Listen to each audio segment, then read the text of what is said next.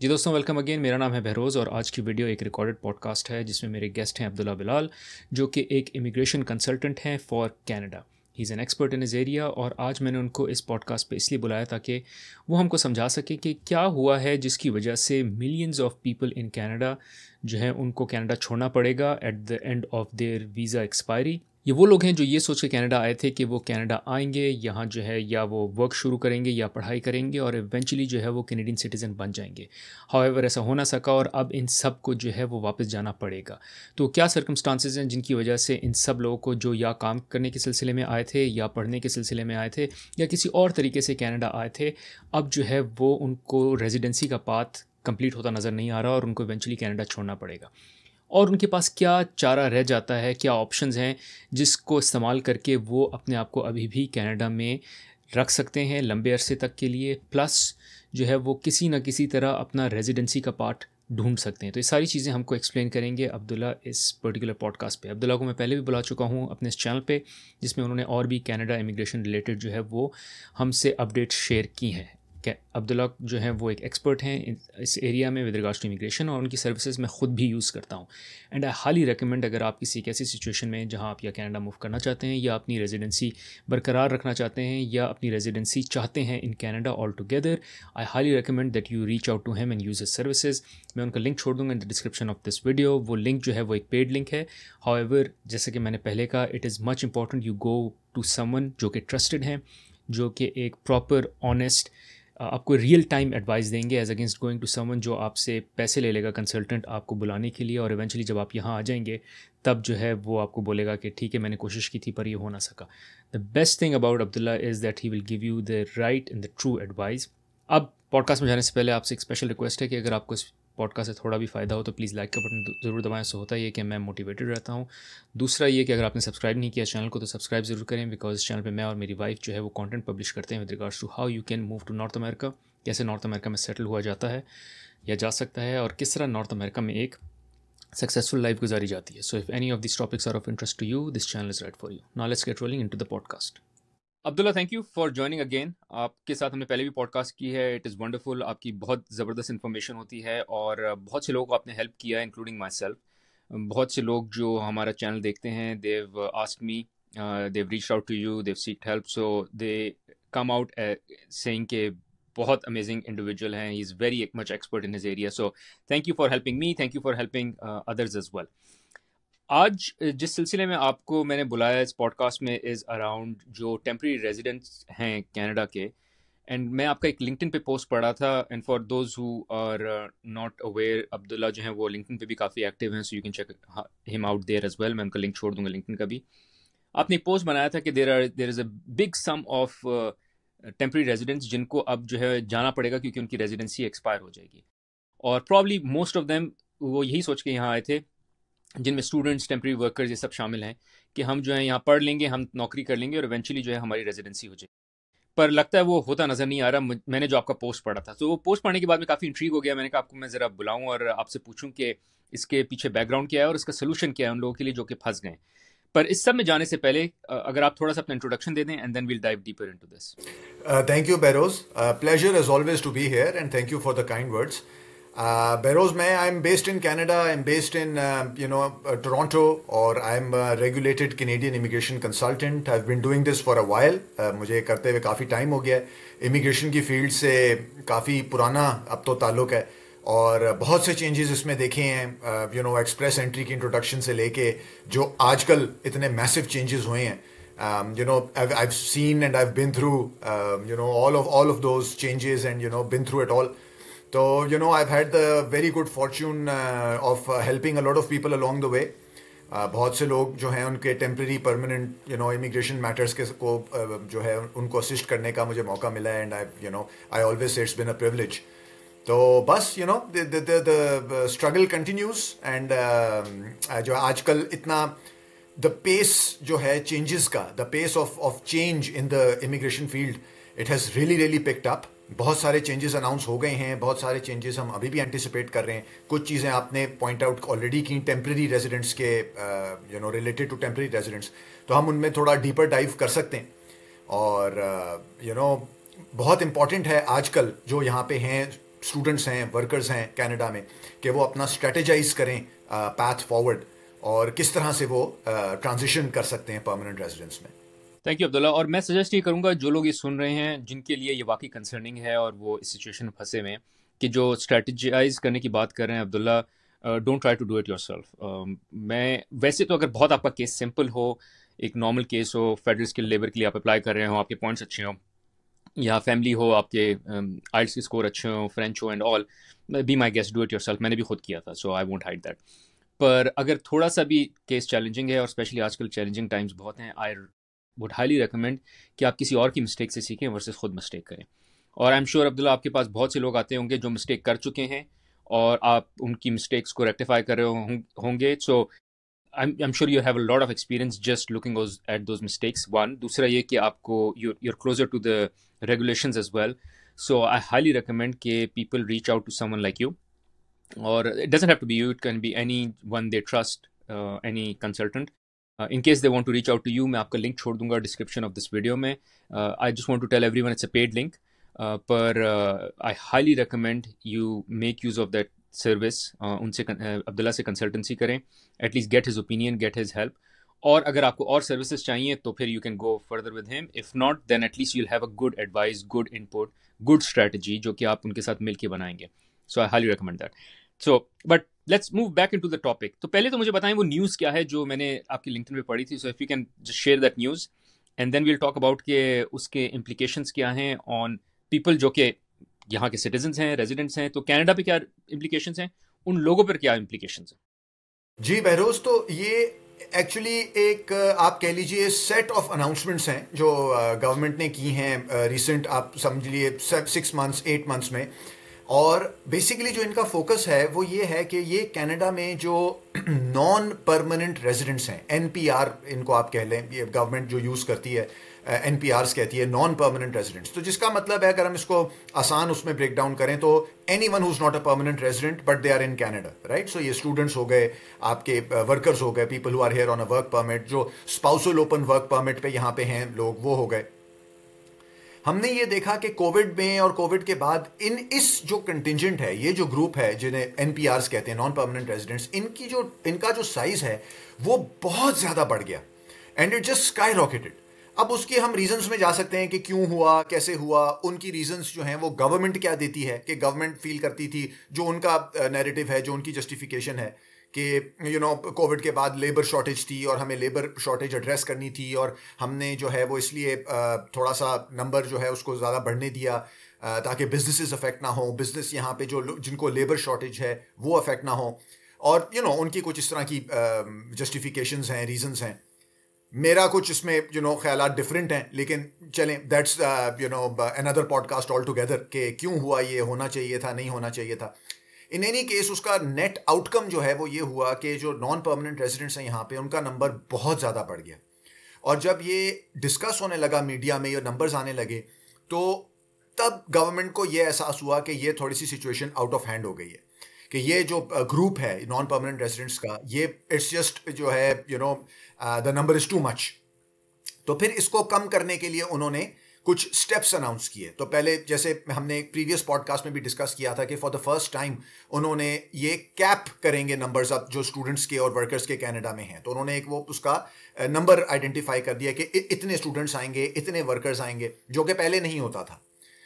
और उसके साथ साथ ये लोग जो एंटिसिपेट कर रहे हैं, या ये जो होप कर रहे हैं, वो ये होप कर रहे हैं कि जिन लोगों का स्टेटस, यानी वर्क परमिट कह लीजिए, या जो भी उनका स्टेटस है यहाँ पे, वो एक्सपायर कर रहा है 2025 में, 2026 में, 2027 में, so in the next 2 to 3 years, तो वो कनाडा से चले जाएंगे। अगर वो ट्रांजिशन नहीं कर पाते परमानेंट रेजिडेंस में, तो दे विल लीव कनाडा। तो जो मेरा लिंक्डइन पोस्ट है, जो आप जिसका वो जिक्र कर रहे हैं, उसमें मैंने कुछ नंबर्स लिखे थे, उसमें मैंने कुछ स्टेटिस्टिक्स आइडेंटिफाई किए हैं जो गवर्नमेंट के हैं, और वो आप जो है हमारी ऑडियंस को दिखा भी सकते हैं बाद में, वो जो मैंने आपको एक टेबल भेजा है।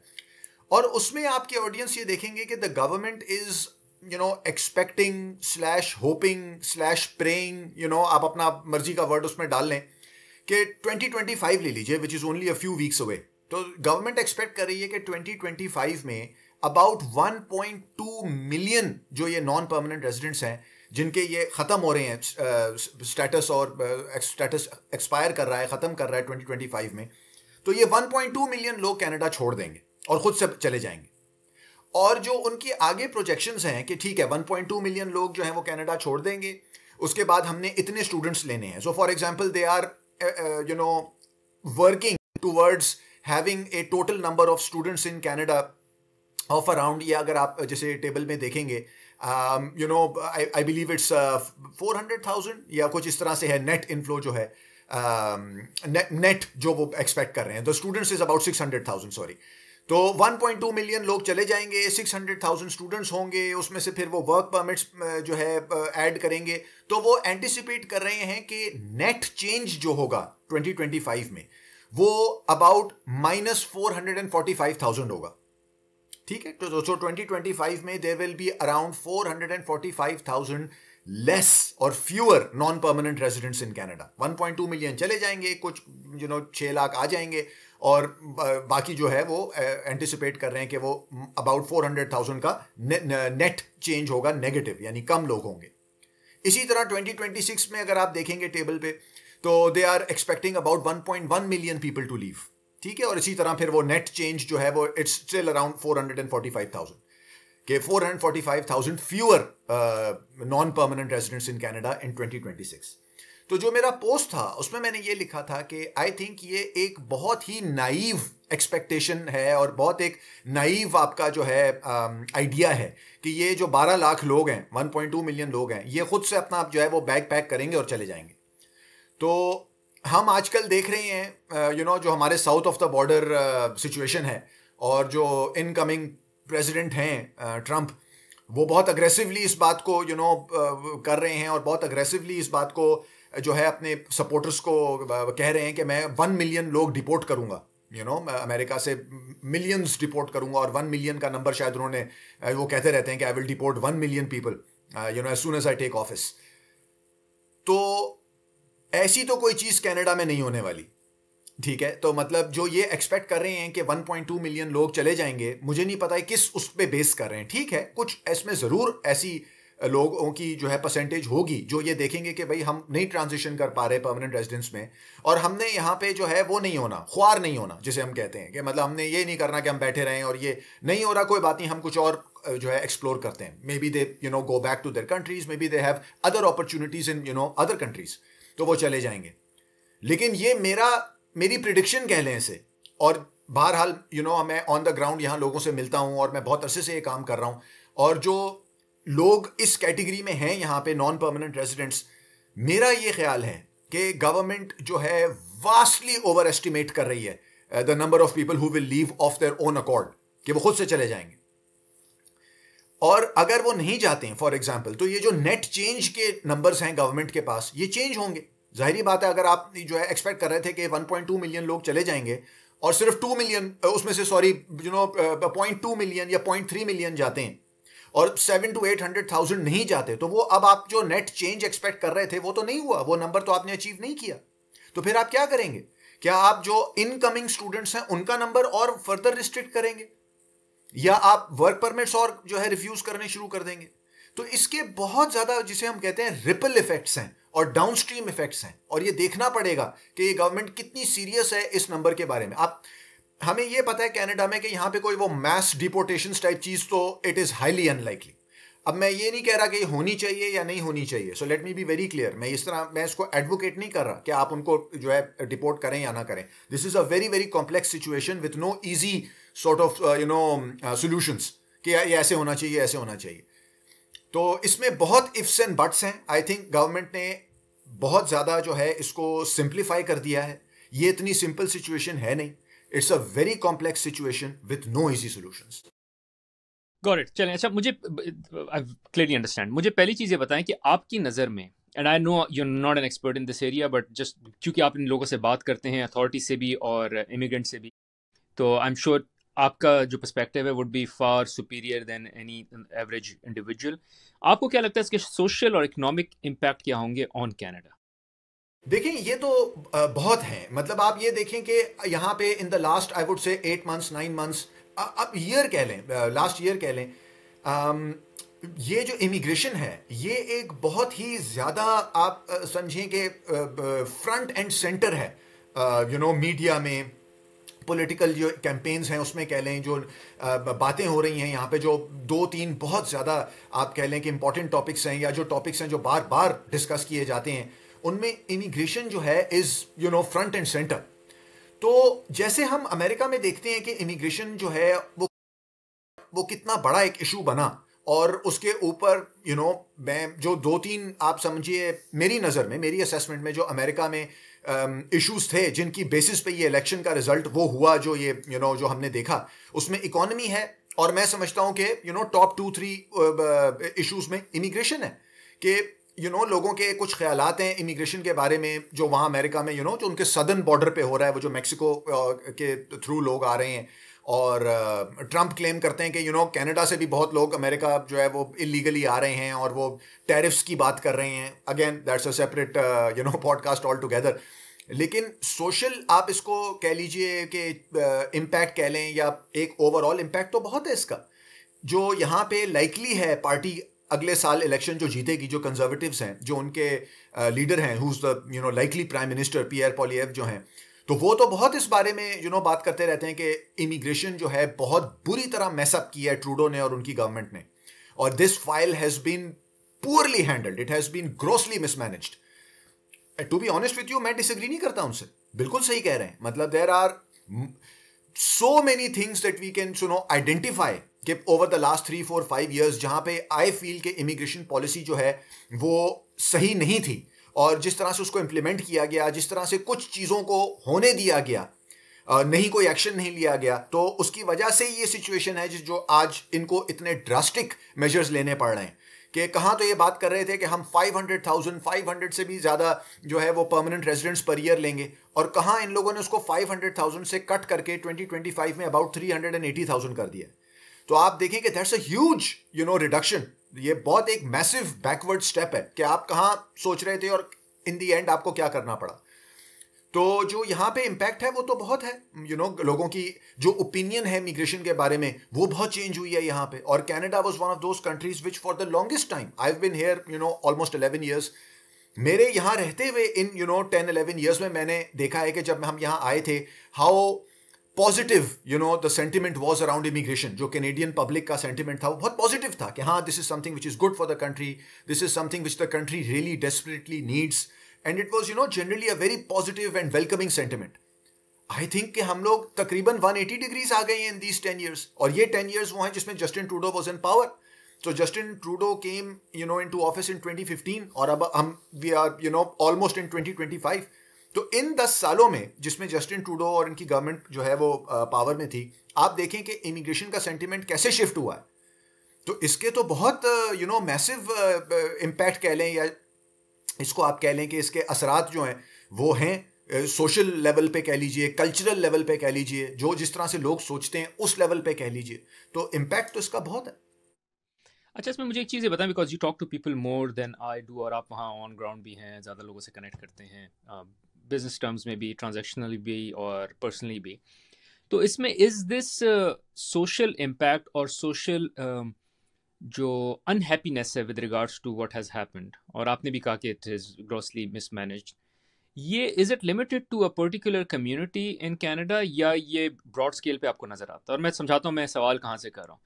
फॉर इंस्टेंस यूएस में आपको प्रॉब्ली नज़र आएगा जो वाइट यूएस है उनको इमिग्रेशन से ज़्यादा मसला है as compare to brown US और लैटिन यूएस।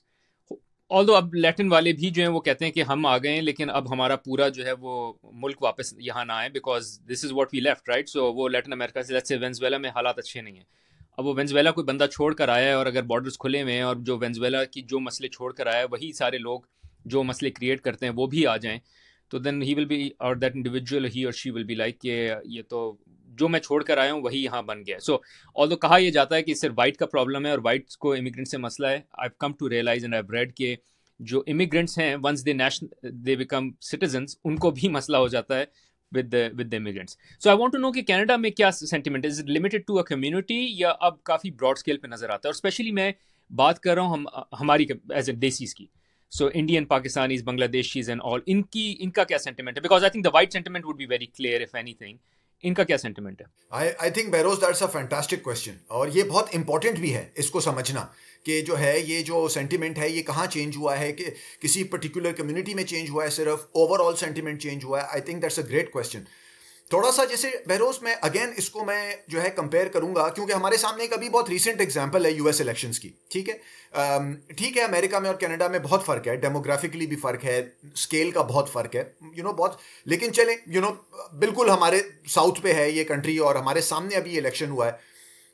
तो आप देखें कि इवन वहां पे मतलब बहुत सरप्राइजिंगली जो जब उन्होंने ब्रेक डाउन किया वोट्स को, तो जैसे वो लैटिनोस फॉर ट्रम्प थे और वो black American African American for Trump थे, जो विमेन वोट जो है फीमेल वोट जिसके ऊपर वो काउंट कर रहे थे कि वो बहुत इन देयर ड्रोव्स निकलेगा और कैमला हैरिस को सपोर्ट करेगा, और that didn't materialise. In fact Trump ने हर डेमोग्राफिक में his performance was better than his performance into 2016, her demographic में.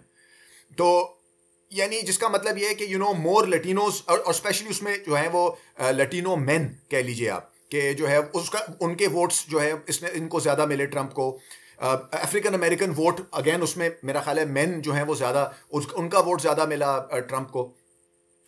अब उनकी जो रीजंस हैं कुछ तो आपने आइडेंटिफाई ऑलरेडी कर दी, कि जो बंदा एक बहुत बुरे हालात छोड़ के आया है और वो ये तो नहीं चाहेगा कि वो सारे हालात उसको फॉलो करें, राइट, कि वो वही सिचुएशन जो है वो यहाँ पे भी हो जाए. Obviously I mean you don't that's not ideal, but और भी बहुत रीजंस हैं. अब हम अगर कनाडा की बात करें कि क्या ये सेंटिमेंट ब्रॉड है या ये सेंटिमेंट जो है वो लिमिटेड है to a certain sort of community या किसी एथनिक उसमें कह लीजिए, या किसी और उसमें कह लीजिए ग्रुप में. तो बहरोज अभी यहाँ पे रिसेंटली मल्टीपल जो है सर्वेज हुए हैं, और उन सर्वेज में एक चीज़ बड़ी कॉमन है कि जो आपको लगता है कि यार ये कोई वाइट कनाडा का सेंटिमेंट है या एक पर्टिकुलर कम्युनिटी का जो है सेंटिमेंट है, ऐसा नहीं है. और बहुत सारे लोग इंक्लूडिंग रिसेंट इमिग्रेंट्स वो ये समझते हैं कि जो इमिग्रेशन है वो मिसमैनेज हुई है और जो नंबर्स हैं वो मिसमैनेज हुए हैं. और मैं उसमें आपने जो कुछ रीजंस की शेयर की मैं उनमें ऐड करता हूं. देखें, आप जब यहां आते हैं, आप एक नए इमिग्रेंट हैं, ठीक है, आप यहाँ आए, आप यहाँ किसी वजह से आए, ठीक है, कि यार कोई for a better future, for a better life, for your self, for your family. और आप यहाँ आके देखते हैं कि यार यहाँ तो घर ही नहीं मैं खरीद सकता, यहाँ तो मैं घर रेंट ही नहीं कर सकता, यहाँ तो मुझे जॉब ही नहीं मिल रही, यहाँ तो जो मुझे जॉब मिल रही है वो सैलरी इतनी कम है कि मैं नहीं सर्वाइव कर सकता, मेरी स्पाउस को भी फुल टाइम काम करना पड़ेगा. अब मेरे बच्चे छोटे हैं, तो अगर मेरा स्पाउस या मेरी स्पाउस जो है फुल टाइम काम करेगी तो वो बच्चों को हमें कहीं चाइल्ड केयर तो हम अफोर्ड ही नहीं कर सकते. ये सारे इशूज़. तो इन सारे इश्यूज का मैं ये नहीं कह रहा कि ये इश्यूज का जो रीजन है वो इमिग्रेशन है, that is not what I am saying. But जो नंबर्स यहाँ पे आए हैं पिछले 3 4 5 साल में, और जिस तरह से वो एक आप समझिए कि अनचेक्ड ग्रोथ हुई है पॉपुलेशन में कनाडा में. देखिए, Canada is a very population wise it's a very small country. 45 46 44 million population थी, अब वो 46 मिलियन हो गई. तो यानी द स्टेट ऑफ टेक्सास जो है अमेरिका में, उसकी पॉपुलेशन उतनी है जितनी पूरी कनाडा की पॉपुलेशन है. तो ये आपको मैं स्केल का एक अगर आइडिया दूं तो मतलब पॉपुलेशन वाइज तो कनाडा नहीं एब्जॉर्ब कर सकता इस तरह से मिलियन प्लस लोग पर ईयर, जबकि आप आगे इंफ्रास्ट्रक्चर प्रोवाइड नहीं कर रहे, जब आप आगे उनको फैसिलिटीज प्रोवाइड नहीं कर रहे. जो लोग यहाँ 15-20 साल पहले इमिग्रेट करके आए उनसे मैं मिलता हूँ, वो कहते हैं यार जॉब तो मिलती नहीं थी, सैलरीज थी नहीं, तो हम रियल एस्टेट एजेंट बन गए, हमने शावरमे की दुकान खरीद ली, हमने ये स्मॉल बिजनेस ले लिया. ये मैं बात कर रहा हूँ people who immigrated here couple of decades ago, 20 साल पहले. आज भी जो बंदा आता है वो यही बातें कहता है कि यार मैं अफोर्ड नहीं कर सकता था, मुझे जॉब नहीं मिल रही, मेरा एक्सपीरियंस जो है यहाँ पे मानते नहीं है, बहुत डिफिकल्टी होती है और सारा. तो नथिंग इज चेंज्ड, लेकिन ये था कि पहले चले ठीक था, काम चल रहा था तो किसी को प्रॉब्लम नहीं थी. अब जब हालात ऐसे लेवल पे आ गए कि घर आप खरीद नहीं सकते, अगर आपके पास कोई पीछे से कोई आप लेके नहीं आ रहे पैसे, या आपके पास ऑलरेडी आप एक प्रॉपर्टी लैडर पे जिसे कहते हैं आप नहीं है, या आपकी कोई इनहेरिटेंस आप नहीं एक्सपेक्ट कर रहे, तो there is no way you can buy. कोई इस वक्त कोई बंदा या लड़का लड़की अपना करियर स्टार्ट कर रहा है, they are in their 20s and they don't have any support from their parents, let's say, ठीक है, वो तो यहाँ पे टोरंटो में GTA में कभी सोच भी नहीं सकते घर लेने का. तो ये चीज सिर्फ गोरों को तो नहीं इफेक्ट कर रही, ये तो सबको इंपैक्ट कर रही है. तो इसीलिए ये जो सेंटिमेंट है ये बहुत ब्रॉड है, ब्रॉड बेस्ड सेंटिमेंट है ये. और ये मैं नहीं कह रहा, देखिए 100% तो कभी भी नहीं हो सकता कि 100% of the people same feel the same way, ये तो कभी भी नहीं हो सकता। लेकिन टू आंसर योर क्वेश्चन, ये सेंटिमेंट शेयर किया जा रहा है इस वक्त अक्रॉस कम्युनिटीज, ठीक है। और ऑब्वियसली बहुत सारे ऐसे लोग हैं जो अभी भी बहुत सपोर्ट करती हैं नंबर्स को, हाई नंबर्स को और इमिग्रेशन को। वो लोग हैं और उनके अपने रीजंस हैं and they are entitled to their own opinion. लेकिन डेफिनेटली यहाँ पे whether you are white or you are not white, you are a recent immigrant or you've been here for a while, आपको यहाँ 15-20 साल हो गए हैं, generally speaking people are not happy with the way this immigration file कह लें या the immigration has been handled in the last 3 to 5 years. Got it. Thank you. Very clear. अच्छा, let's move on to the other key question, which is कि अब जो temporary resident हैं जो इस सिचुएशन में फंस गए हैं, जिनको लग रहा है कि अगले 6 महीने में या साल में उनको एग्जिट आ रहा है, व्हाट आर देयर ऑप्शंस, और वो क्या कर सकते हैं, क्या कैसे स्ट्रेटेजाइज कर सकते हैं, जिस तरह आपने शुरू में कहा, और क्या क्या ऑप्शंस हैं उनके पास in order for them to stay here longer as a preferred option, या फिर प्लान बी क्या होना चाहिए? $1 मिलियन क्वेश्चन है ये बहरोज, कि क्या करना चाहिए उन्हें। और इसमें जो है डेफिनेटली आपको there is no one solution for everyone. ये बिल्कुल डिपेंड करता है कि आपकी क्या सिचुएशन है, आपके क्या सर्कमस्टांसिस हैं, क्या आपके पास कितना टाइम है यहाँ पे, ठीक है। अब फॉर एग्जांपल मेरे पास कल या डे बिफोर किसी ने मेरे से कंसल्ट किया, तो वो एक स्टूडेंट है यहाँ पे जिनको अभी उन्होंने ख़त्म किया अपना प्रोग्राम और उनको अपना जो पोस्ट ग्रेजुएशन वर्क परमिट है वो मिल गया है 3 साल का, ठीक है।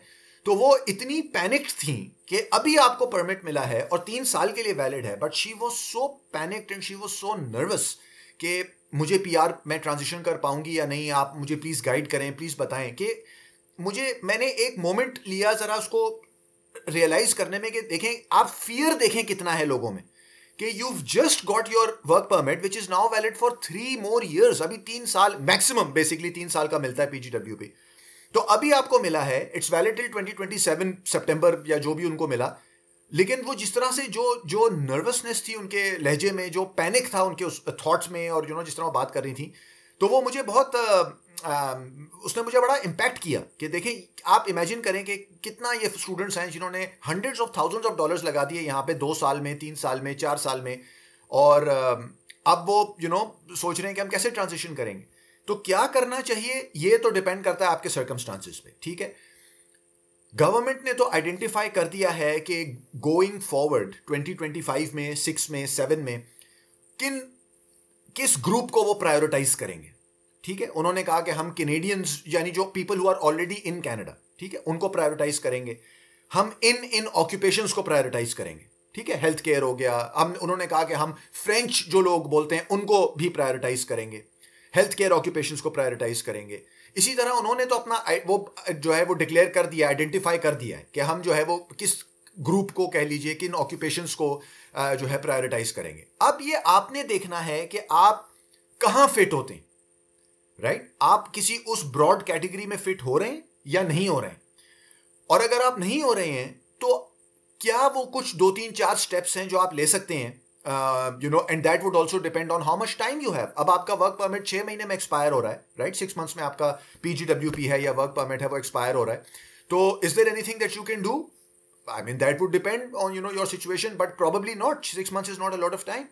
लेकिन जैसे ये मैंने आपको क्लाइंट का बताया जिनके पास अभी 3 साल हैं, उनके पास तो टाइम है, उनके पास टाइम है कि वो कुछ उसको अपनी स्ट्रेटेजी शिफ्ट कर सकती हैं कि ओके, मुझे पता है कि मेरा जो ऑक्यूपेशन है वो तो इस प्रायोरिटी में नहीं है, और मैं depending on some other circumstances और अपने प्रोफाइल, कुछ स्टूडेंट्स होते हैं जिनके पास फॉरेन वर्क एक्सपीरियंस होता है 1 साल का, 2 साल का, तो उनको थोड़े ज़्यादा पॉइंट्स मिल जाते हैं। बहुत सारे स्टूडेंट्स हैं जिनके पास नहीं होता, वो हाई स्कूल के बाद यहाँ आ जाते हैं, यहाँ पढ़ते हैं, और फिर उनके पास कोई वर्क एक्सपीरियंस नहीं होता।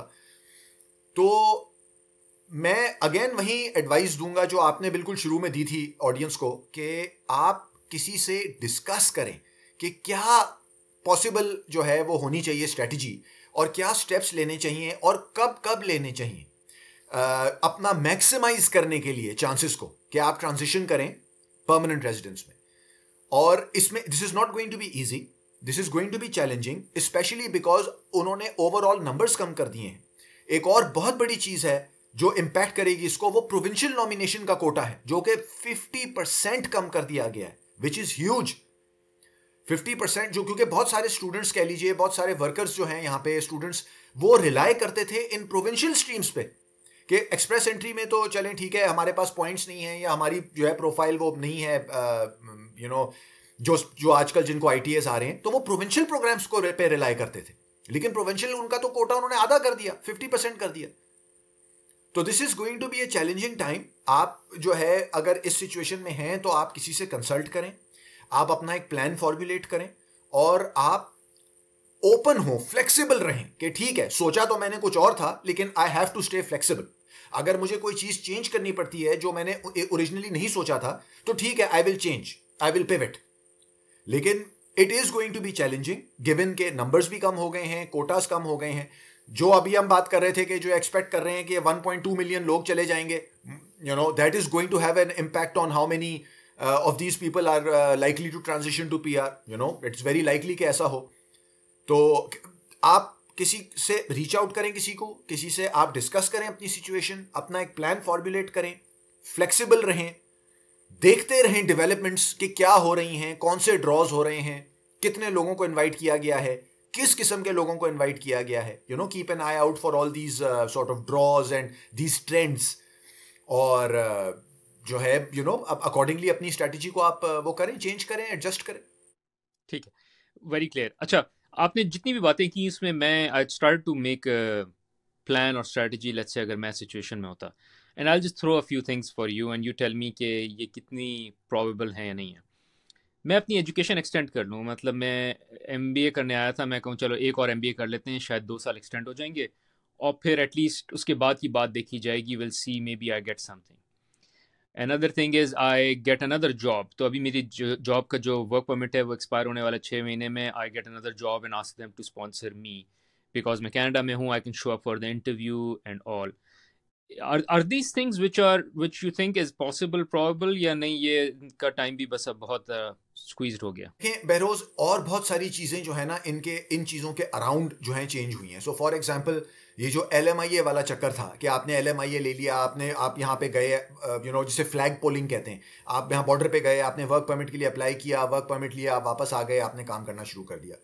LMIA के उसमें उन्होंने बहुत चेंजेस किए हैं, ठीक है। LMIA डिवाइडेड होता है हाई वेज में, लो वेज में, तो उन दोनों स्ट्रीम्स पे उन्होंने बहुत सारे चेंजेस किए हैं। It is not going to be as easy and as simple to get an LMIA as it was let's say 8 months ago, right. तो LMIA का जो प्रोसेस है वो थोड़ा उन्होंने उसको टाइट कर दिया है। दूसरा ये कि ये वर्क परमिट्स वाला जो चक्कर था कि आपने LMIA लिया, वर्क परमिट अप्लाई किया, अब वो जैसे मैंने आपसे कहा कि वो तो कैप हो गए कि कितने वर्कर्स उन्होंने जो है लेने हैं, या वो कितने एंटिसिपेट कर रहे हैं, या उन्होंने प्लान किए हुए हैं कि इतने number of students plus workers हमने इस साल जो है वो लेने हैं। तो ये ऑन पेपर तो ये सॉल्यूशंस प्रोबेबली एग्जिस्ट करते हैं ऑन पेपर, ठीक है। मैंने यहाँ पे बैचलर्स किया, मैंने मास्टर्स में एडमिशन ले लिया, चलें ओके। मैंने मास्टर्स किया हुआ है, मैंने एक और मास्टर्स में एडमिशन ले लिया। लेकिन इसमें बहुत सारी चीज़ें का साथ होना ज़रूरी है। आपने एक और उसमें एडमिशन ले लिया फॉर एग्जांपल, तो अब आपको स्टडी परमिट भी तो एक्सटेंड कराना होगा। स्टडी परमिट आपका एक्सटेंड होगा, या सम केसेस आपको एक नया स्टडी परमिट के लिए अप्लाई करना पड़ेगा, ठीक है। तो उसमें तो कोई गारंटी नहीं है कि वो अप्रूव हो जाएगा। What if it's refused?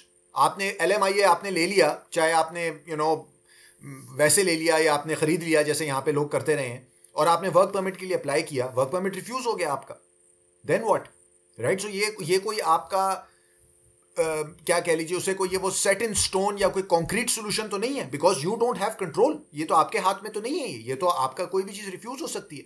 तो ऑन पेपर तो ये सोल्यूशंस एग्जिस्ट करते हैं, एब्सोल्युटली। जब अब फॉर एग्जांपल कोई मेरे पास आएगा, ठीक है, और मैं उसके केस एनालाइज करूंगा और मैं देखूंगा, तो ये वो सॉल्यूशंस हैं जो आप डिस्कस तो कर सकते हैं उनके साथ कि भाई देखें ये आप कर सकते हैं, ये आप कर सकते हैं, लेकिन कुछ पता नहीं है आपको कि अप्रूव होगा नहीं होगा। बहुत सारे लोग यहाँ पे ऐसे हैं जो अपनी पूरी फैमिलीज के साथ हैं यहाँ पे, उनके बच्चे यहाँ पे हैं छोटे, वो स्कूल जा रहे हैं, वो यहाँ पे 3 साल 4 साल से हैं, बच्चे यहाँ बड़े हो रहे हैं, वो अब एडजस्ट हो गए हैं स्कूल में। आपका स्पाउस जो है वो काम कर रहा है, वो भी एडजस्ट हो गए। अब 4 साल 5 साल के बाद आपको कोई पाथवे नज़र नहीं आ रहा परमानेंट रेजिडेंस में ट्रांजिशन करने का, तो आप ठीक है, ये चीज़ें आप कर तो सकते हैं कि आप इसकी एक्सटेंशन के लिए अप्लाई कर दिया, एक और स्टडी परमिट के लिए अप्लाई कर दिया, but again it's not in your control, ये रिफ्यूज भी हो सकती हैं। तो फिर वही बात आ जाती है कि आपकी स्ट्रेटजी क्या है, what is your strategy, plan A, plan B, plan C. एक चीज़ मैं यहाँ बस ऐड कर दूं कि ये सोचना कि यार इट इज़ पॉसिबल कि हमें यहाँ से जाना पड़े, ठीक है, कि ये पॉसिबिलिटी है, इसको थोड़ा थोड़ा करके सोचना शुरू कर दें, क्योंकि people just don't want to think about it, कहते हैं यार ये तो सोचना ही नहीं है। I think that is the wrong approach, क्योंकि फिर उससे क्या होगा कि आप पुश होंगे टू ट्राई समथिंग डेस्परेट। और डेस्परेट क्या है, जो हम यहां देख रहे हैं कि वो जो असाइलम क्लेम्स हैं वो शूट अप किए जा रहे हैं। So I think October 2024 was the first month in Canadian history, and I could be wrong here, लेकिन ये मेरा ख्याल है कि ये ठीक है कि 2024 अक्टूबर में 10,000 प्लस क्लेम्स जो हैं वो फाइल किए गए for the first time, that number crossed 10,000। तो आप वो ट्रेंड देख रहे हैं कि वो हर महीने जो है वो जो नंबर ऑफ असाइलम क्लेम्स हैं जो इनलैंड यानी कनाडा के अंदर से जो फाइल किए जा रहे हैं वो बढ़ते जा रहे हैं। तो वो कौन लोग हैं, उनमें बहुत सारे ये स्टूडेंट्स हैं, बहुत सारे ये वर्कर्स हैं जिनका वो परमिट खत्म हो रहा है या खत्म हो गया है, उनके पास कोई और रास्ता नहीं था और वो अब डेस्परेशन में ये कर रहे हैं। आपको मैं आज यहाँ ये कह दूं कि आप ये नोट कर लीजिए कि इन द नेक्स्ट फ्यू वीक्स मैं एंटिसिपेट कर रहा हूं कि गवर्नमेंट जो है ये जो असाइलम वाला जो प्रोग्राम है, जो स्ट्रीम है, जो इसका प्रोसेस है, इसको ज़रूर इसमें कोई चेंजेस इंट्रोड्यूस करेगी। और क्या करेंगे, कैसे करेंगे, that remains to be seen. लेकिन जो मैं देख रहा हूं, जो मैं एंटिसिपेट कर रहा हूं, वो ये कर रहा हूं कि ये जो देख रहे हैं गवर्नमेंट कि ये नंबर्स बढ़ते जा रहे हैं असाइलम सीकर्स के और क्लेम्स के, and they will definitely somehow tweak this program in the coming weeks. ये मैं प्रेडिक्ट कर रहा हूँ। Talking about asylum, on paper तो या सुनने में तो मुझे बुरी ऑप्शन नहीं लगती कि अगर मैं आया हूँ यहाँ एज अ स्टूडेंट और या टेम्प्रेरी वर्कर, मैंने 2-3 साल गुजार लिए हैं, अब मुझे वापस जाने का टाइम आ गया है और कोई ऑप्शन नहीं है। So how easy is it for someone to just file for asylum and get a citizenship through the path of asylum? ये कितना आसान है, या ये भी वो है कि it's an attempt which will, I know आप कह रहे हैं इसमें एक तो चेंजेस आ सकती हैं, बट अगर चेंजेस नहीं आई तो based on current situation is it a good strategy और नो? बहरोज, आप यहाँ पे 5 साल से हैं, ठीक है, 6 साल से फॉर एग्जांपल आप यहाँ हैं, आप आए यहाँ पे, आपने 2 साल पढ़ा, फिर आपको 3 साल का PGWP मिल गया, या आपने ज़्यादा पढ़ा और आप बहरहाल आपको यहाँ 4-5 साल हो गए, ठीक है, और अब आपका परमिट खत्म हो रहा है, 2 महीने रह गए आपका परमिट खत्म होने में, 3 महीने रह गए और आप नहीं ट्रांजिशन कर पा रहे PR में, ठीक है, आपने देख लिया कि नहीं मैं कर सकता, मेरे पास या तो पॉइंट्स नहीं है या कुछ ऐसी चीज है कि वो नहीं हो सकता। 2 ऑप्शंस हैं आपके पास, ठीक है, चले 3 ऑप्शंस हैं। एक तो ये कि आप वापस चले जाएं, ठीक है, दूसरी ऑप्शन ये कि आप अंडरग्राउंड हो जाएं, कुछ भी ना करें, ठीक है, आप अंडरग्राउंड हो जाएं और बस यहां पे होप करें कि चलो यार कभी ना कभी कुछ ना कुछ हो जाएगा। और तीसरा ऑप्शन फिर ये कि आप जो है या असाइलम के लिए अप्लाई कर दें, या वो जो परमानेंट रेजिडेंस होती है on HNC grounds, humanitarian compassionate grounds, उस पे लिए अप्लाई कर दें। ये अच्छी सोल्यूशन है या अच्छा सोल्यूशन नहीं है, ये तो आप डिटरमिन करेंगे। जो बंदा डेस्परेट है वो कहेगा मेरे लिए तो ये आइडियल सोल्यूशन है, ये तो बेस्ट सोल्यूशन है, मैं वापस तो मैंने जाना नहीं है, अंडरग्राउंड में होना नहीं चाहता, तो मेरे पास तो ये बेस्ट सोल्यूशन है क्योंकि ये मेरा ओनली सोल्यूशन है, मेरे पास और कोई सोल्यूशन नहीं। आसान है, मुश्किल है, करना चाहिए, नहीं करना चाहिए। देखें, मेरा ये ख्याल है कि गवर्नमेंट के रेडार पे ये चीज़ है, और ये हमने मल्टीपल जो उनकी अनाउंसमेंट्स हैं, प्रेस रिलीज हैं, जो वो इधर उधर इवेंट्स में कहते रहते हैं, हमें पता है कि ये उनके रेडार पे है कि students are submitting claims, asylum claims, जो in a lot of cases though students do not have any genuine reason to claim asylum in Canada, ठीक है, उनको इनकरेज किया जा रहा है। अब वो ये रिप्रेजेंटेटिव्स कह लें, कंसल्टेंट्स, लॉयर्स, ये वो सब कहे भाई तुम्हारे पास कोई ऑप्शन नहीं है, तुम ये कर दो और तुम्हारा हो जाएगा, कुछ ना कुछ हो जाएगा, तुम्हें 2 साल मिल जाएंगे यहाँ पे, ये हो जाएगा, वो हो जाएगा। तो इसकी बेसिस पे मैं ये कह रहा हूं कि ये मुझे लगता है कि इसके ऊपर कुछ इमिनेंट है कि वो कुछ इसमें चेंजेस अनाउंस करेंगे या कुछ वो करेंगे। लेकिन to go back to your question कि ये आसान है, मुश्किल है, आसान तो नहीं है अब ये, ठीक है। स्टेटिस्टिकली आप 100 चीजें फेंकेंगे तो उसमें से 5, 6, 7, 8 तो स्टिक करेंगी, ठीक है, तो उन 8 के लिए तो वो सोल्यूशन परफेक्ट हो गया। उन्होंने कहा देखा, मुझे पता था कि ये जो है वो वर्क करेगा। लेकिन वो जो 90 दूसरे लोग थे जिनका नहीं बना, जिनका रिफ्यूज हो गया, उनका आप कभी नहीं सुनेंगे। आप सिर्फ वो 10 सक्सेस स्टोरी सुनेंगे और फिर आपको लगेगा यह तो बड़ा आसान है, इसने भी किया था, मैं भी कर लेता हूं। आपको जरूर कोई कंसल्टेंट या कोई लॉयर मिल जाएगा जो बोलेगा यस ऑफ कोर्स हम ये कर सकते हैं और जो है तुम्हें करना चाहिए डेफिनेटली। तो मैं इसको सही गलत के उसमें तो आंसर नहीं करूंगा कि ये सही है या गलत है, ये ये एक अलग डिबेट है। लेकिन बहुत से लोगों के लिए जो है ये एक ओनली ऑप्शन है और उनके पास कोई ऑप्शन नहीं है। मैं आपको, जैसे हमने एक प्रीवियस उसमें भी बात की थी कि मेरी जो कंसल्टेशंस होती हैं स्पेशली स्टूडेंट्स के साथ यहाँ पे, और ये स्टूडेंट्स मोस्टली जो हैं वो इंडिया से हैं, ठीक है, जाहिर बात है, जो सबसे बड़ा ग्रुप है वो इंडियंस का है। तो जब वो मेरे से बात करते हैं तो वो मुझे पहले एक्सप्लेन कर देते हैं, फर्स्ट कपल ऑफ मिनट्स में वो मुझे बोल देते हैं कि सर वापस नहीं जाना हमने। तो अगर आपने हमें ये भाषण देना है या ये हमें लेक्चर देना है कि यार वापस चले जाओ ये वो सारा, तो ये यहीं आप जो है इसको डिस्कनेक्ट कर दें, कंसल्टेशन खत्म कर देते हैं, क्योंकि वापस तुमने जाना नहीं। तो फिर अगर आप कोई सोल्यूशन हमारे लिए बता सकते हैं तो बताएं, नहीं तो ठीक है, thank you for your time. Got it, very clear, thank you. अच्छा अब्दुल्ला, मेरी आखिरी कोशिश आपके साथ, क्योंकि आप जो है, मैं जो कोशिश कर रहा हूँ, जो आपकी तरफ I am throwing the kitchen sink as well, वो इट्स नॉट वर्किंग। तो आखिरी कोशिश ये कि आपने कहा कि जो कनाडा में लोग हैं उनको प्रेफरेंस मिलेगी। सो मैं स्टूडेंट हूँ, मैं तो कनाडा में पहले से हूँ। दूसरा ये कि आपने कहा कुछ ऑक्यूपेशंस हैं जैसे हेल्थ केयर है, उनको प्रेफरेंस मिलेगी। तो what if I start doing something in health care, कोई एजुकेशन शुरू कर दूँ। फिर आपने कहा फ्रेंच को फ़ायदा है, तो मैं फ्रेंच पढ़ना भी शुरू कर दूँ साथ। सो आई एम हेयर, फ्रेंच पढ़ना भी शुरू कर दी मैंने, सीखना शुरू कर दी, एजुकेशन भी मैंने हेल्थ केयर में ले ली। Do you think such an idea such would help, या इसके भी अपने चैलेंजेस हैं, या हो सकता है but has to be explored more? देखें बहरोज, हम जो डाटा हमारे पास आज अवेलेबल है उसी की बेसिस पे फैसला कर सकते हैं, ठीक है। हम फ्यूचर में नहीं देख सकते, हम ये नहीं देख सकते, प्रिडिक्ट कर सकते कि 2 साल बाद क्या हालात होंगे, ठीक है, 1.5 साल बाद क्या हालात होंगे। जो एक चीज हम प्रिडिक्ट कर सकते हैं बहुत सर्टेनिटी के साथ, वो ये है कि जस्टिन ट्रूडो ऑफिस में नहीं होंगे अगले साल, ठीक है। तो उसके उससे क्या चेंज होगा पॉलिसी पे, नंबर्स पे, चीजों में।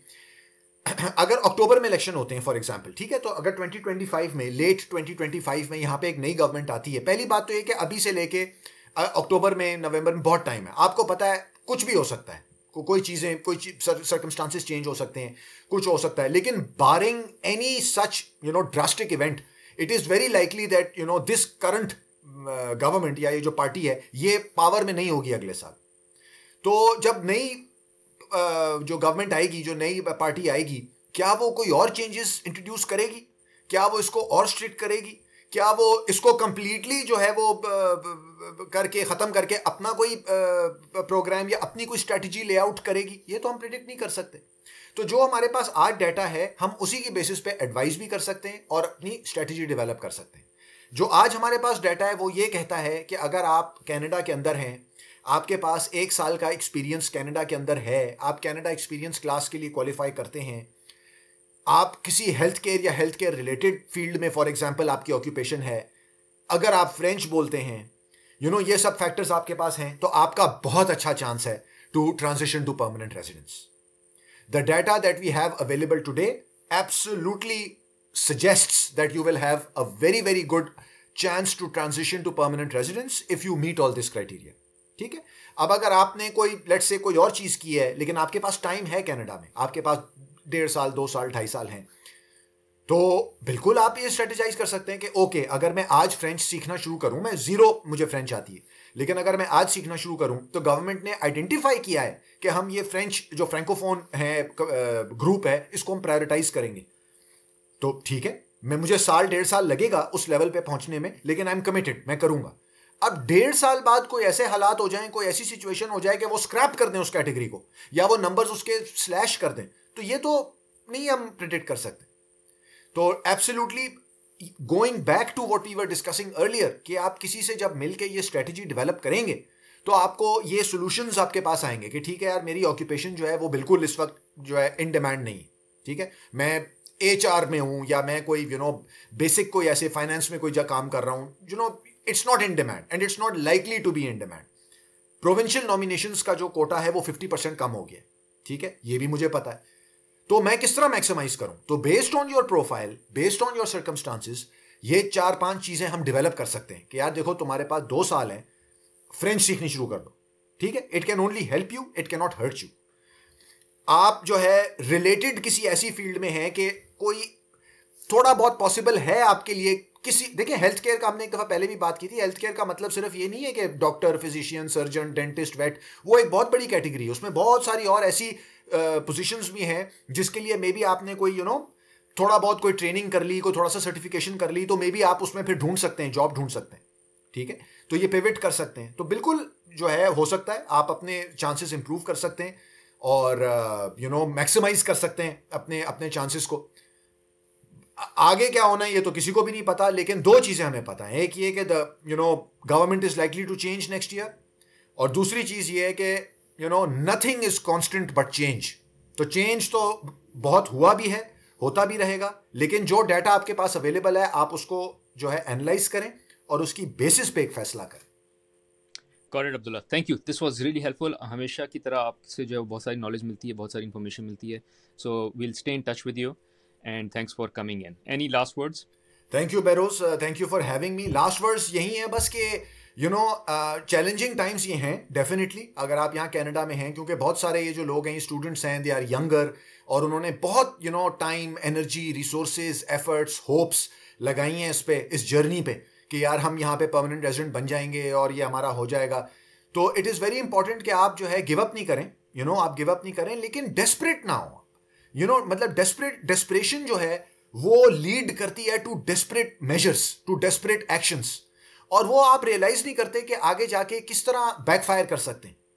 तो थोड़ा सा टाइम लें, सोचें इस बारे में, किसी से बात करें, मल्टीपल लोगों से बात करें, और ठीक है फिर आप एक जो फैसला करेंगे, हो सकता है वो वर्कआउट करे, हो सकता है वो ना वर्कआउट करे, तो ये, लेकिन बट दैट इज लाइफ, कोई गारंटीज तो लाइफ में नहीं होती, लेकिन ये कि इसको आप जरा थोड़ा रैशनली सोचें और डेस्परेट होके कोई फैसला ना करें, डेस्परेट होके कोई काम ना करें।